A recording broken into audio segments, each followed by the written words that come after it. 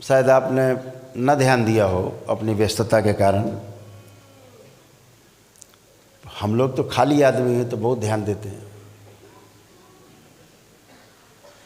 तमाम ऐसे ग्रंथ हैं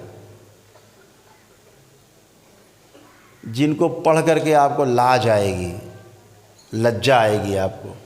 आपको लगेगा या तो इस ग्रंथ को कहीं छुपा दें या फाड़ के जला दें। ऐसे ऐसे ग्रंथ हमारे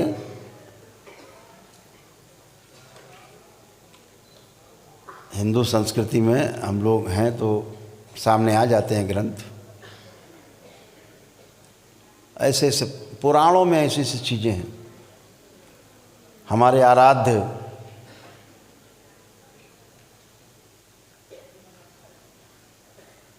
जिन्हें भगवान श्री कृष्ण के रूप में जानते हैं, याद करते हैं, स्मरण करते हैं, पूजा पाठ करते हैं, उनका योग साधना में जाते हैं तो भगवान श्री कृष्ण का स्मरण किए बगैर आपका ध्यान साधना उपासना पद्धति पूरी नहीं होती, शुरुआत ही नहीं होती। ऐसे भगवान के प्रति भी ऐसी ऐसी अशोभनीय बातें ग्रंथों में लिखी हैं, पढ़ के लज्जा आती है। और उसका बखान करते हैं लोग बैठ करके मंच पे, तो सिर भी शर्म से झुक जाता है। लेकिन आप ढोलक और मंजीरा के बीच में ये नहीं जान पाते कि ये भगवान की बड़ाई नहीं कर रहे, ये भगवान की निंदा कर रहे हैं। कुछ भी बोले चले जा रहे हैं, कैसा भी बोले चले जा रहे हैं।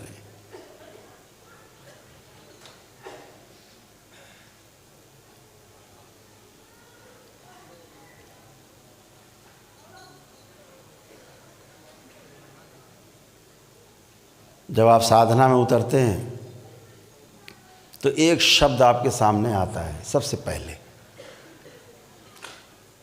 उस शब्द को हम कुंडलिनी के नाम से जानते हैं।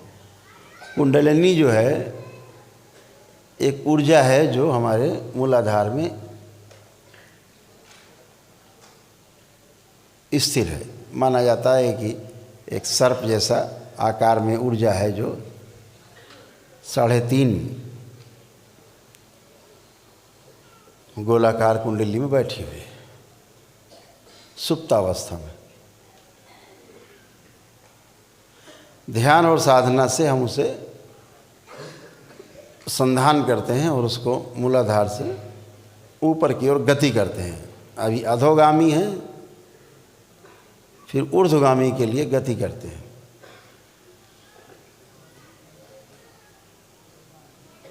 सात चक्र बताए गए इस पूरे रास्ते में, मूलाधार से लेकर के सहस्रार तक। पहला मूलाधार, दूसरा स्वादिष्ठान, तीसरा मणिपूरक, चौथा अनाहत, पांचवा विशुद्धि, छठा आज्ञा चक्र और सातवां सहस्रार। ऐसे 7 चक्र बताए गए।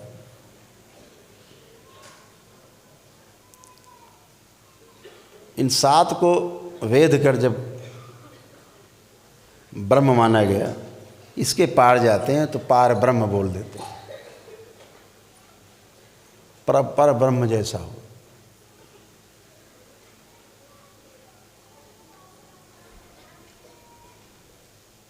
धीरे धीरे आप जब इसमें आगे बढ़ेंगे तो आपको चीज़ें मालूम होंगी, समझ में आएंगी और धीरे धीरे चीज़ों को आप पकड़ना शुरू करेंगे, आगे समझना शुरू करेंगे, फिर करना शुरू करेंगे, फिर ना करने तक जाएंगे। प्रयास से अप्रयास की यात्रा कुंडलिनी की यात्रा है, जो प्रयास से शुरू होती है और विश्राम पे उसका अंत होता है।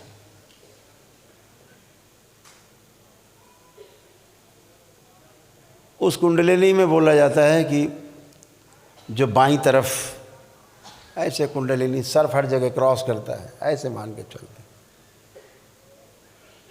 2 ऊर्जाएं हैं जो बाएं और दाएं और एक बीच में है। जो बाएं हैं उसको बोल देते हैं ईड़ा, जो बाएं हैं उसको बोल देते हैं ईड़ा, जो दाहिनी तरफ है उसको बोलते हैं पिंगला, जो बीच में है उसको बोल देते हैं सुषुम्ना। इसको और ज्ञानियों ने आगे जब विस्तार से चर्चा की, हमारे ग्रंथ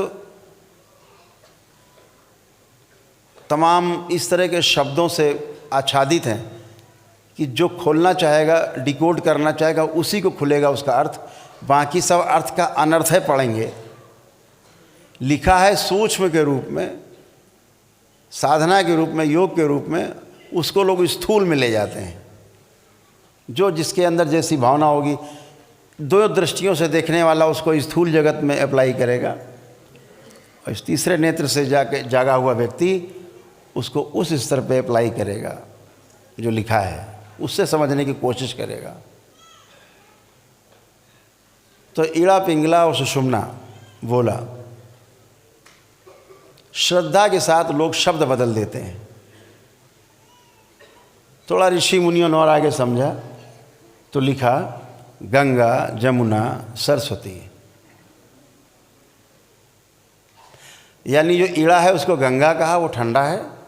ईड़ा ठंडी धारा है, बाईं धारा ठंडी है, दाहिनी धारा गर्म है, उसे पिंगला कहा। तो ऋषि मुनियों ने क्या कहा, ईड़ा को गंगा कहा, ठंडक है, जमुना गर्म नाड़ी है तो उसे पिंगला कहा, और सरस्वती ज्ञान की देवी है, तो जो हमारी सुषुम्ना है वो ज्ञान की नाड़ी है, जिस पर हम आगे चलेंगे, आप चलेंगे, यात्रा करेंगे। तो उस ज्ञान की नाड़ी का नाम सुषुम्ना है। तो कह दिया गंगा, जमुना और सरस्वती। ज्ञान दिखता नहीं, ज्ञान अनुभव किया जा सकता है, ज्ञान को आप देख नहीं सकते। ऐसे सरस्वती हमारे ऋषि मुनियों ने व्यवस्था कर दी प्रयागराज में कि गंगा जमुना जहाँ मिलती है वहाँ सरस्वती नदी भी मिलती है। जहाँ दोनों मिल रही, तीनों मिल रही, प्रयागराज कह दिया। वो तीर्थ है, वो तीर्थ स्थल है, तो प्रयागराज कह दिया गया उसको। गंगा, जमुना, सरस्वती तीनों मिल गई। बोले वो दिखती नहीं सरस्वती नदी प्रयाग जी में, प्रयागराज में सरस्वती नदी नहीं दिखती, गंगा जमुना दिखती, धाराएं मिलती। यानी ज्ञान जो दिखता नहीं, जो होता है। किसी ने कह दिया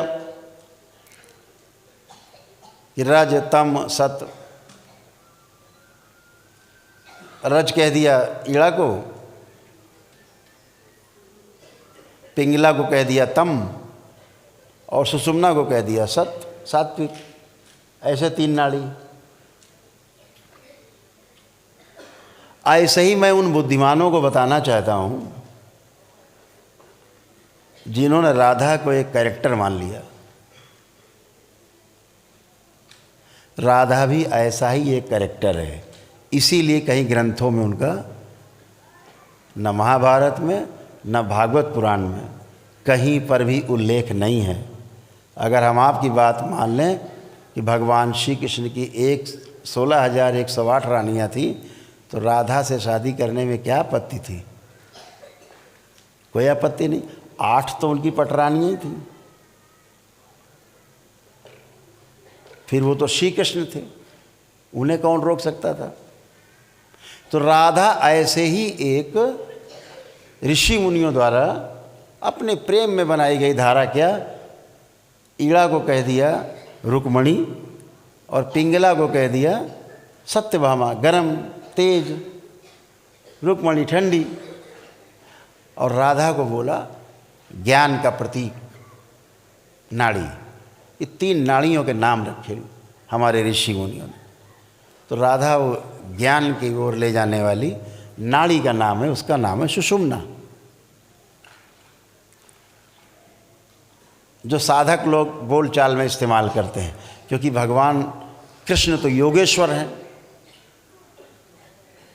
एक योगेश्वर को सम्मान देने के लिए राधा नाम का इस्तेमाल हुआ। लोगों ने उस कैरेक्टर को स्थूल में इतना ज़्यादा चटपटा बना दिया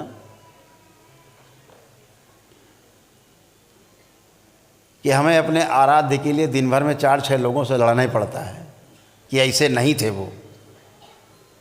जिनकी 16,108 पत्नियां बता रहे हो, तो हमें इन महापुरुषों से भी पूछना पड़ता है कि उनके मस्तक पर आपने कभी मयूर पंख देखा है?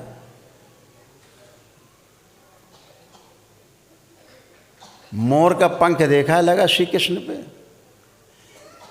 क्या श्री कृष्ण इतने गरीब थे कि मोरे पंख लगा के घूमते रहे जिंदगी भर? लेकिन मोर पंख ही लगा रहा उनके। क्यों? क्योंकि भगवान श्री कृष्ण ने कभी किसी स्त्री के साथ संसर्ग नहीं किया। ऐसा माना जाता है कि मोर पंख का अर्थ होता है कि मोर कभी अपने जीवन काल में मोरनी के साथ संसर्ग नहीं करता है, शारीरिक संबंध नहीं बनाता, फिर भी संतान पैदा होती।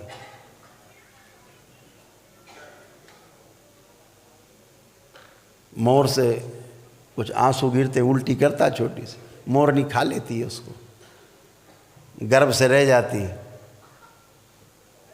इसलिए मोर प्रतीक है भगवान श्री कृष्ण के मस्तक पर सुशोभित है। जिनको कभी किसी काम वासना ने छुआ तक नहीं है, उन्हें आप किसी एक कैरेक्टर के साथ जोड़ करके इस तरह से दिखा रहे हो। और मैंने तो एक पुराण पढ़ी हुई है पुराण, इन 18 पुराणों में एक पुराण भी है जिसमें इतना गंदा गंदा, इतना गंदा गंदा लिखा है कि यहाँ बैठा कोई माता पिता अपने बच्चों को पढ़ा नहीं सकता। उन योगेश्वर के बारे में ऐसा लिखा।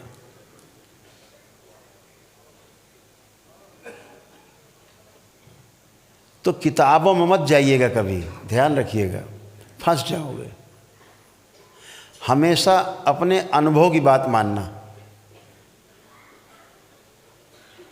आज जो आप पहली सीढ़ी पे कदम रखने जा रहे हो, आज आप पहली बार अनुभव करने जा रहे हो जीवन का। अभी तो शरीर के सुख देखे हैं, जो जीवनगत सुख है उस सुख का नाम है निरंतर सुख, जहाँ कभी सुख की बीच में कटिंग नहीं होती है, निरंतर सुख है, अबाध सुख। वो आपका अनुभव से ही आता है, जीवन से ही आता है। शरीर में सुख और दुख आ सकते हैं, जीवन में आप चाहें तो केवल सुख ही सुख हो सकते हैं और निरंतर सुख बना रह सकता है, कभी दुख की तरफ लौटेगा ही नहीं, दुख होगा ही नहीं। तो आज जिस आप कभी चर्चा करेंगे, राधा पर चर्चा करेंगे, सब पे सब प्रतीकात्मक है। रावण को दशानन कह दिया गया, रावण को दशानन कहा गया। क्यों कह दिया गया?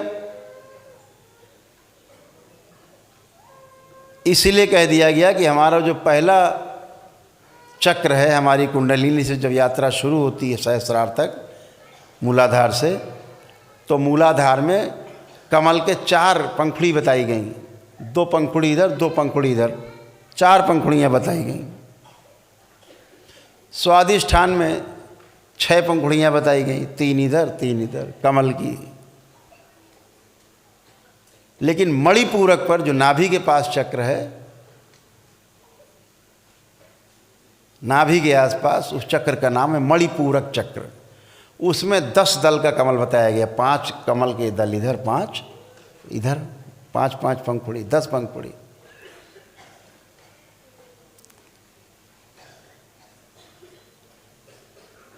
रावण नाम का विद्वान ब्राह्मण खुली आँखों से अपने इस नाभि चक्र पे स्थिर रहता था, उसके प्राण सदा यहाँ रहते थे नाभि पर। तभी विभीषण ने कहा था, चूँकि उस राज को जानता था, राम से कहा था कहीं तीर मारोगे नहीं मरेगा, लेकिन अगर नाभि पे आप भगवान तीर मार दोगे तो रावण मर जाएगा। तो भगवान राम ने वहीं तीर मारा।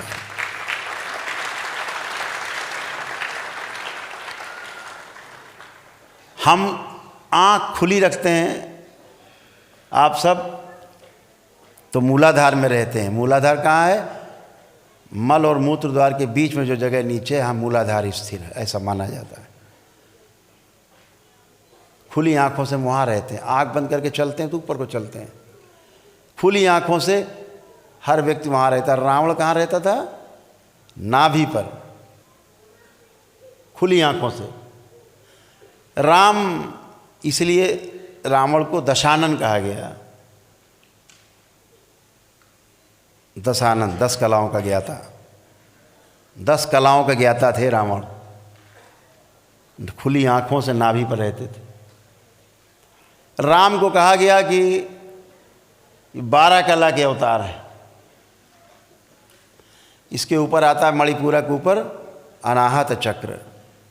अनाहत, ये 12 दल का कमल है यहाँ पर। इसीलिए भगवान राम को कहा गया 12 कलाओं के अवतार। सुना होगा आप लोगों ने, 12 कलाओं के अवतार क्यों कहा गया? राम एक ऐसे योगी थे, महायोगी, खुली आँखों से अनाहत चक्र पे निवास करते थे। आँख खुली है, रहते यहाँ थे। इतने बड़े योगी थे। महान ऋषि परंपराओं का संरक्षण उन्हें प्राप्त था। गुरु वशिष्ठ जैसे, गुरु विश्वामित्र जैसे गुरुओं का सानिध्य उनको प्राप्त था। उनसे शिक्षा दीक्षा उन्होंने पाई। और आपको पता है भगवान श्री कृष्ण को योगेश्वर क्यों कहा जाता है? इससे ऊपर एक चक्र है यहाँ पर, इसे बोलते हैं विशुद्धि चक्र। ये जो विशुद्धि चक्र है, ये 16 दल का कमल है। इसीलिए भगवान श्री कृष्ण को, क्योंकि वो खुली आँखों से यहाँ निवास करते थे सबसे ऊपर, इसीलिए उन्हें 16 कलाओं का अवतार कहा जाता है।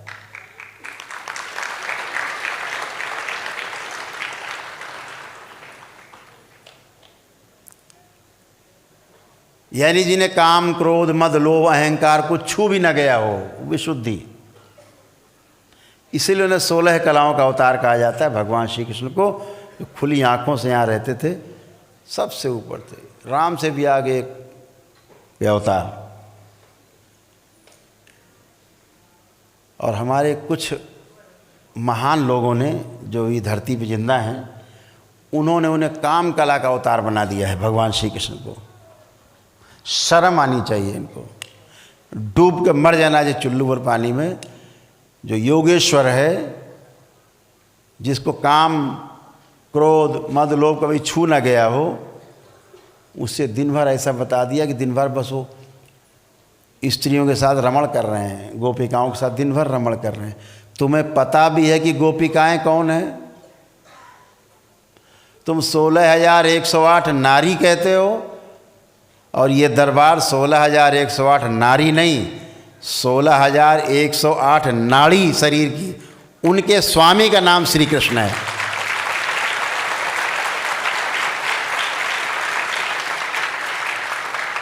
जैसे पति को स्वामी कह दिया जाता है, तो भगवान श्री कृष्ण को क्या कहा गया? 16,108 नाड़ियों के स्वामी, जिनके नियंत्रण है नाड़ियों पर, एक एक नाड़ी पर।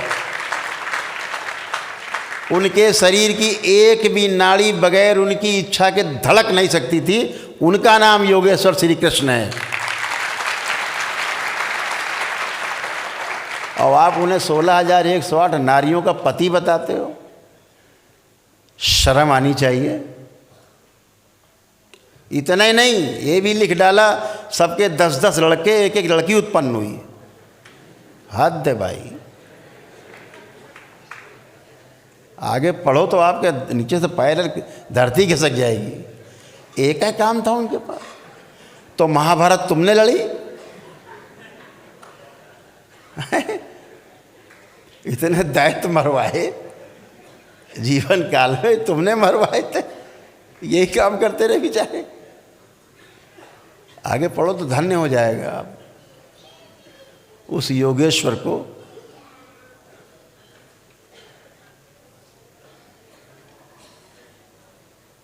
जिन्होंने इस देश को नहीं, पूरे विश्व को दिशा दी, वह ग्रंथ जिसकी कसमें अदालत में खाई जाती हैं हाथ रख के, उस ग्रंथ का नाम है गीता, श्रीमद् भागवत गीता।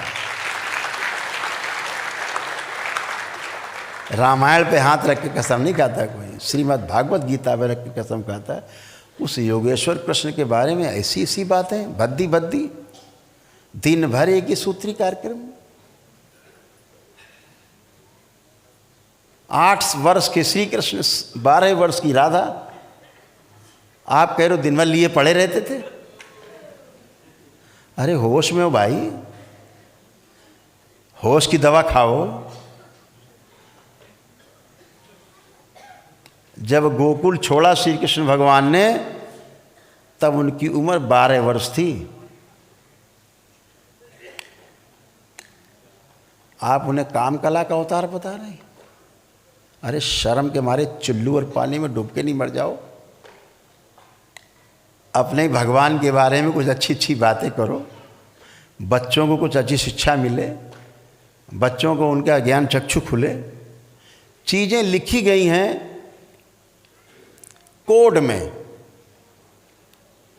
जे जान ही तेई दे जनाई, बाकी मूर्ख बने रहो, इसलिए लिखा गया। बहुत विस्तार से बोलेंगे किसी दिन, तो इनकी धज्जी उड़ाएंगे जितने बदमाश हैं ये।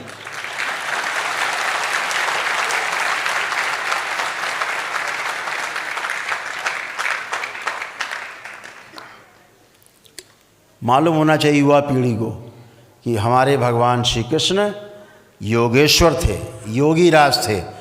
उनसे बड़ा संसार में कोई योगेश्वर हुआ नहीं, योगी हुआ नहीं।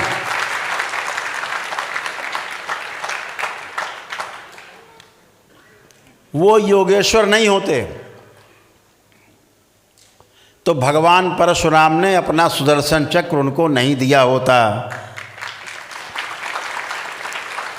भगवान परशुराम उन अवतारों में से एक हैं जिनके ऊपर आरोप लगा देते लोग बैठ के, केवल ब्राह्मणवाद का, जो क्षत्रिय विरोधी थे, बस ऐसे बना दिया। अरे भैया कुछ तो बुद्धि लगा लो यार।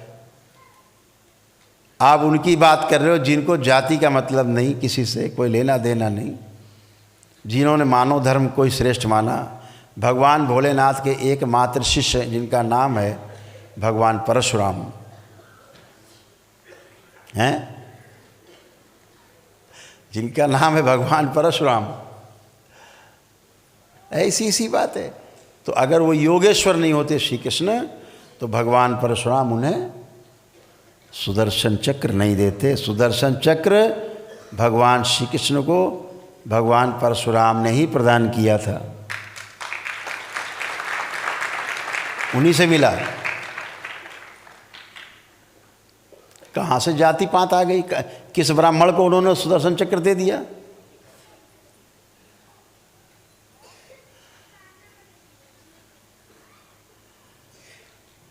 भगवान श्री कृष्ण ब्राह्मण नहीं थे, लेकिन आप अपने आरोप लगाते समय वो तो क्षत्रिय विरोधी थे, वो जाति प्रथा विरोधी थे, ब्राह्मणवादी थे। जब अपना धनुष ले करके अब उन्होंने कहा कि हम तो तपस्या में जा रहे हैं, हमारा काम पूरा हो गया, तो कहा कि भगवान शंकर को उनके जो अस्त्र शस्त्र वापस कर दिए जाएं, कि हम क्या करेंगे धनुष धनुष। तो देने गए तो भोलेनाथ ने कहा अरे भाई हम तो दे चुके हैं, अब हम दिया हुआ नहीं लेते, अब तुम ले जाओ, तुम्हें जहाँ देना लेना हो तुम करो। अच्छा, तो एक बार रावण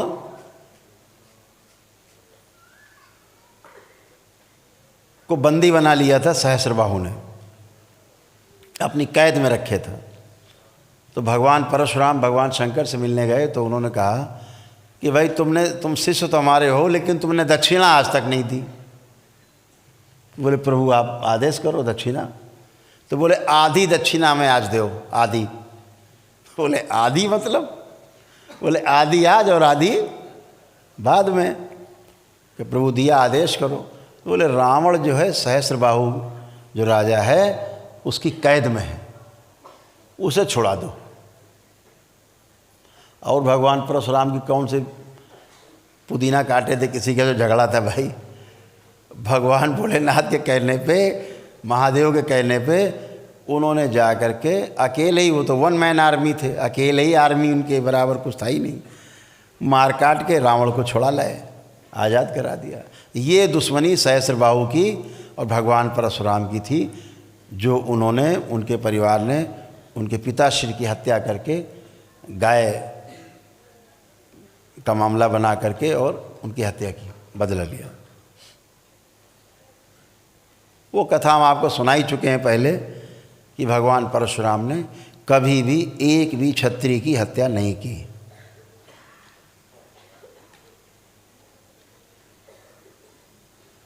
कर ही नहीं सकते।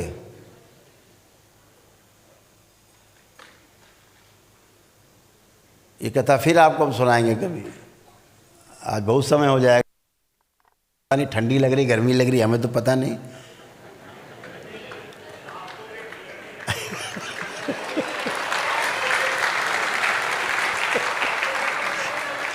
हमको देख के गर्मी लग सकती है आपको।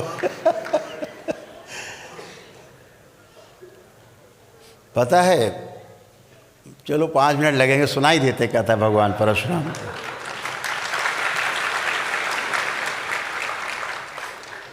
भगवान परशुराम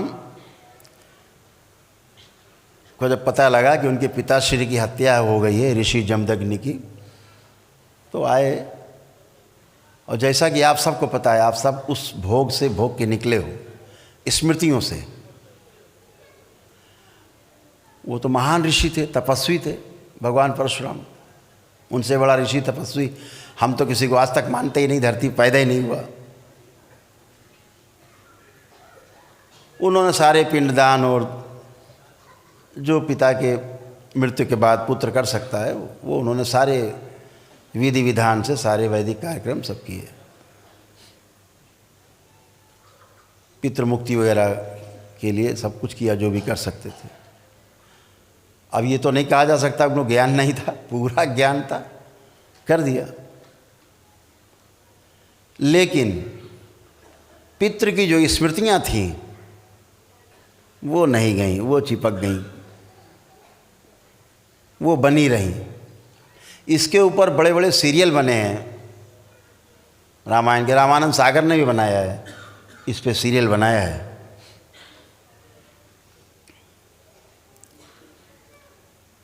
वो स्मृतियां चिपक गई, पिता की स्मृति, बदला लेने की स्मृति, मृत्यु के समय की, हम बोलते हैं ना कि पितृ की मृत्यु के समय की जो स्मृति है वो सबसे भारी होती है, बहुत मजबूत होती है। वो अगर रह गई तो फिर आपको वैसे ही नाचोगे जैसे स्मृति थी। तो जब जब वो स्मृति आगे आती थी बदला वाली उनके पिता की, तब तब वो सबको गाजर मूली की तरह काट के रख देते थे। उन्हें ही नहीं पता लगता था किसको काटा है। ऐसा 20 बार काटा है वो, धीरे धीरे। 21वीं बार जब फिर उठाया फरसा उन्होंने, वो स्मृति आगे आई तो भगवान परशुराम फिर बन गए ऋषि जमदग्नि। बेटा नीचे, पुत्र, पिता आगे, स्मृति, पितृ स्मृति। तो वो भाग के कुछ लोग जो है वंशी क्षत्रिय थे, वो जामवंत जी और हनुमान जी जहाँ पे इकट्ठा थे वहाँ पहुँचे। वो कहा हमें बचाओ, रक्षा करो, ये तो पता नहीं कहाँ है, सबको मारे काटे डाल रहे हैं, हम लोग कुछ किया भी नहीं, बचाओ। तो जामवंत जी ने हनुमान जी से कहा भाई बचाना तो धर्म बनता है, तुम हनुमान जी बचाओ सबको। बोले ठीक है महाराज। तो हनुमान जी चले और परशुराम जी के पास पहुँचे, भैया काहे काटने के लिए फरसा निकाल लिया, 20 बार काट चुके, अभी फुर्सत नहीं मिली, फिर 21वीं बार, ये कब तक चलेगा? बोले चलते रहेगा। तो बोले नहीं युद्ध होगा। तो बोले हट जाओ नहीं तुम भी मर जाओगे इसी में। अब हनुमान जी अपना रूप बदल के थे, झगड़ा हुआ, खूब लड़ाई चली, खूब युद्ध चला घमासान। भगवान परशुराम जी का हनुमान जी का युद्ध 5 दिन लगातार चलता रहा। एक विष्णु अवतार और दूसरे रुद्र के अवतार, दोनों का युद्ध बराबर चलता रहा। आखिरी में हनुमान जी ने कहा यार तो मानने को ही नहीं तैयार ये आदमी। तो उन्होंने अंतिम कोई अस्त्र चलाया और परशुराम जी बेहोश हो गए। तो उनको ले जाके पेड़ में बांध दिया वो कहा जरा देखे तो क्या इसके अंदर है क्या, काहे कांटे डाल रहे हैं भाई सबको। तो जब अंदर जाके हनुमान जी ने देखा तो देखा कि उनके पिता की स्मृति, पितृ स्मृति पड़ी थी, बदले की भावना की। जब वो आती थी स्मृति एक काटने लगते। तो भगवान हनुमान जी जो है बजरंगबली, ऐसी कथा है कि पितृलोक गए, वहाँ से उनके पितरों को लाए, उनसे कहा भैया ये तुम्हारी जो स्मृति पड़ी पहले ये बटोरो, ये सबको कांटे डाल रहे हैं, ये तुम्हारी स्मृति कटवा रही सबको। तो उनके पितरों ने अपनी सारी स्मृतियां बटोरी और वहाँ से गए। तब भगवान परशुराम के 2 आंसू गिरे। अपने पिता की मृत्यु पर नहीं रोए थे, इसीलिए कहा जाता रोना जरूरी, स्मृतियां नष्ट हो जाएं। बच्चे को रुलाया जाता जब पैदा होता, क्यों रोज आए, जैसे दरबार में आपको रुलाया जाता है, आपको कहा जाता है ना अब आंसू गिरेंगे, तो आप जब संकल्प करते हो तो आंसू गिरते हैं आपके, खांसी आती है, डकारें आती हैं, हिचकी आती है, तो ये सब स्मृतियां नष्ट होती हैं। तो ऐसे ही जब बच्चा पैदा होता है तो उसको रुलाने की कोशिश करते हैं, रोज आए जो बची कुची स्मृति इसके पिछले जन्म की हो वो भी निकल जाए, इसलिए रुलाया जाता है उसे। तो ऐसे ही भगवान परशुराम के 2 आंसू गिरे स्मृति के टपक के, तब वो स्मृति नष्ट हुई जो उनके पिता की स्मृति थी बदला लेने की, हत्या के बदला लेने की।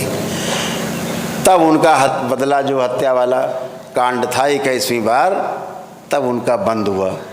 तो इससे क्या सिद्ध हुआ कि भगवान परशुराम ने कभी किसी की कोई हत्या नहीं की, और कोई ऋषि कभी किसी की कोई हत्या नहीं कर सकता, वो तो परम ऋषि थे।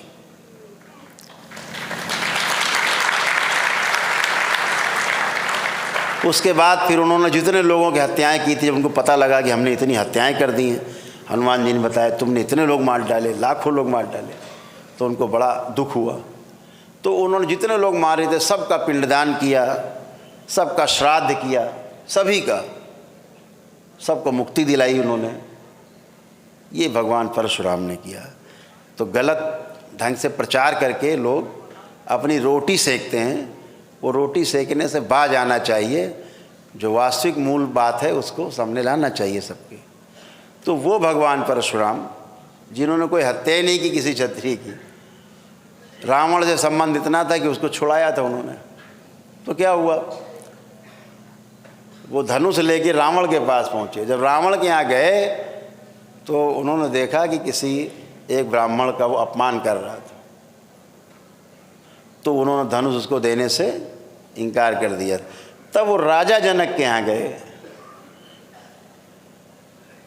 और फिर धनुष कहाँ गया, वो जनकपुरी में गया। तो भैया राजा जनक तो ब्राह्मण नहीं थे, तो धनुष काहे दिया। तो जो दुनिया भर की तमाम कथाएं गड्ढम सड्डम लोगों ने सुना रखी हैं, समाज को भ्रमित कर रखा है, इस भ्रम से बाहर निकलना है, ग्रंथों से बाहर निकलना है, यथार्थ में आना है, अनुभव में आना है, अनुभव में जीना है कि कोई ऋषि मुनि कभी किसी की कोई हत्या ही नहीं कर सकता। चींटी तो मर नहीं सकती पैर के नीचे, आदमी कहाँ से काट देगा वो। तो ऐसे भगवान परशुराम ने भगवान श्री कृष्ण को अपना सुदर्शन चक्र दिया। तब भगवान श्री कृष्ण जो जरासंध से के भय से वो भी पीड़ित रहते थे, भाई रिश्तेदार थे, जब वो चक्र मिला तो थोड़ा सुरक्षा हुई, तब वो सुदर्शन चक्रधारी कहलाए। तो ऐसे भगवान श्री कृष्ण के बारे में ऐसी अनर्गल बातें तमाम जो लोग कथा कहानी में बैठ करके ढोलक मंजीरा बजा के चोरी चकारी, उनको चोर सिद्ध करना, उनको लुच्चा सिद्ध करना,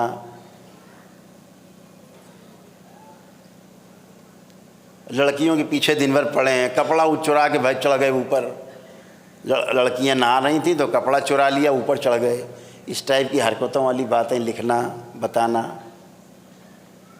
जब इतना लिख दिया था तो इतना लिख देने में ग्रंथ में कौन सा भैया बड़ा भारी पहाड़ टूट जाता कि हाँ राधा से शादी हो गई थी, लिख देते। तो जब राधा होती तब ना शादी होती। तो ऋषि मुनियों ने तो राधा नाम का एक कैरेक्टर पैदा किया अपने प्रतीक के रूप में, योग साधना के कुंडलिनी के प्रतीक के रूप में। इन लोगों ने उसको सही का समझ लिया। अब सही का समझ के पता नहीं क्या क्या कथा लिख डाली, भगवान मालिक है। तो हम तो इन सबसे कहेंगे भैया थोड़ी बुद्धि का इस्तेमाल करो और हमारे आराध्य को, उनकी जो उन्होंने किया जीवन काल में मानव जाति के लिए, जीवन भर अपना पूरा जीवन लगा दिया भगवान श्री कृष्ण ने, उसका बखान करो। ये दुनिया भर की उठापटक और दुनिया भर की अपनी काम कलाएं उन पर मत थोपो। खुद के अंदर काम कलाएं हैं, दिन भर कामुकता में भरे हुए हैं, तो दिमाग में उनकी कामुकता चढ़ी तो कामुकता ही दिख रही उनको बाहर सामने वाले में, सब जगह इतने कामुक हैं। वो लिंग भैरवी पीछे ही नहीं छोड़ रही, लगी है पीछे लिंग भैरवी। हम छुड़ा देंगे पीछा लिंग भैरवी से। ये दरबार लिंग भैरवी से पीछा छुड़ाने में सक्षम है। तो आप सबका पीछा जो कि छूट चुका है लिंग भैरवी से, कुछ लोग हैं आज छूट जाएगा। अभी शुद्धि होगी, शुद्धि के बाद फिर सिद्धि होगी, उसके बाद फिर अगला कार्यक्रम तय होगा। तो चर्चा यहाँ पे विराम देते हैं कि तमाम प्रतीकात्मक बातों का आध्यात्मिक अर्थ है, उन शब्दों को आध्यात्मिक अर्थ में प्रयोग किया गया है। लोगों ने स्थूल में कहानियाँ बना ली, आध्यात्मिक में लिखा, और कुछ लोग आए उसको शब्दों में कहानी बना ली। एक तीसरे काका आए, उन्होंने सही मान के सब रख कर डाला, सही मान लिया, सब ऐसा ही था। तो ऐसा कुछ नहीं है। जब आध्यात्मिकता में आप उतरेंगे तमाम रहस्य खुलेंगे आपके सामने कि माँ महाकाली कौन है, माँ दुर्गा शक्ति कौन है, तो हनुमान कौन है, तो फिर शिव कौन है। तो ये बाद में सब खुलेगा जब आप धीरे धीरे चलते जाओगे एक एक कदम। रावण कौन है, तो राम कौन है, तो कृष्ण कौन है, तो शिव कौन है। अभी यहाँ पे देख रहे हो, ये देख रहे हो,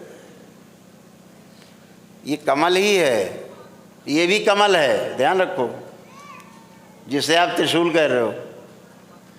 ये दो दल का कमल है, बीच में अगल बगल दो दल हैं, पंखुड़ी, एक ये एक वो।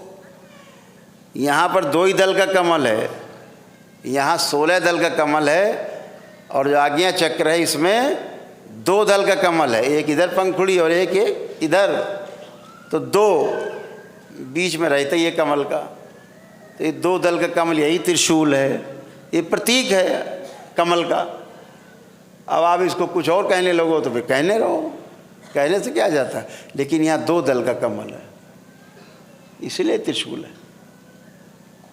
शिव नेत्र है, तो उस शिव नेत्र के जहाँ पर कमल है उसको 2 दल का कमल है, तो त्रिशूल बताया आपको। अब पता लगे यही त्रिशूल है, किसी की पेल दिया पेट में। तो आध्यात्मिक व्यक्ति के लिए ये कमल है, आप किसी और के लिए त्रिशूल हो सकता है, इतनी तो बात है। ये सहस्रार है, सहस्रार में सहस्रों दल का कमल है, यानी सारे कमल ऐसे हैं सीधे, ये वाला उल्टा कमल है, हजारों पंखुड़ियाँ उल्टी लटक रही हैं। चोटी इसीलिए रखते हैं कि वो कमल का दंड है। चोटी रखने का मतलब है कि ये पुष्प खिल गया है जिसका, वो चोटी रखने का अधिकारी। अभी हमारे नहीं लगी चोटी,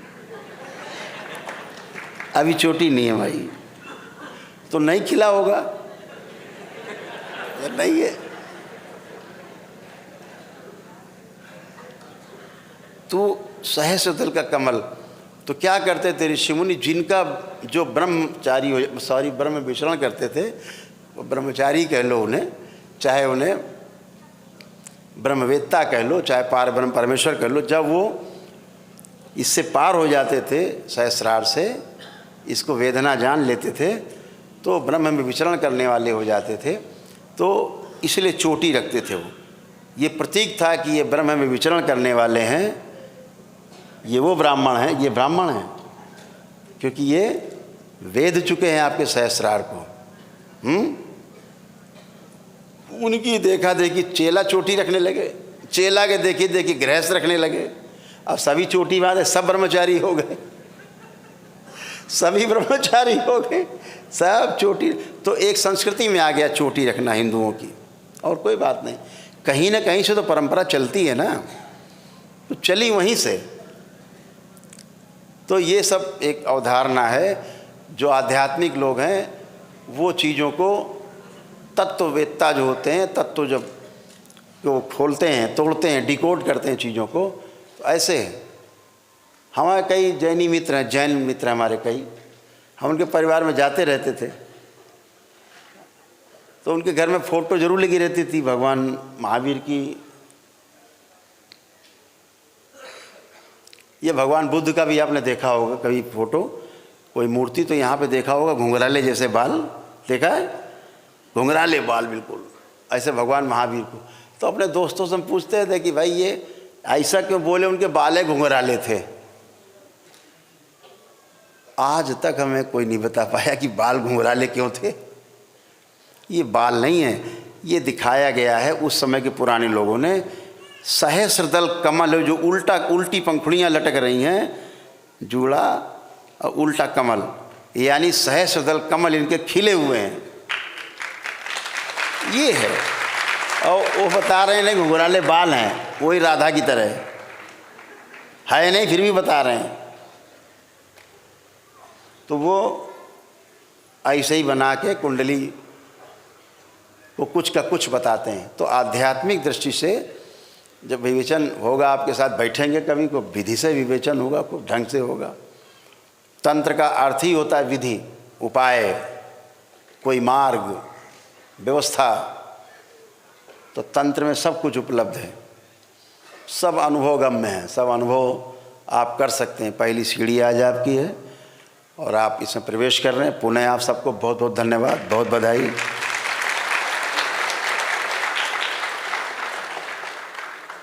कभी इस पे आराम से प्रमाण के साथ बात करेंगे, तब आप सबको अच्छे से समझ में आए।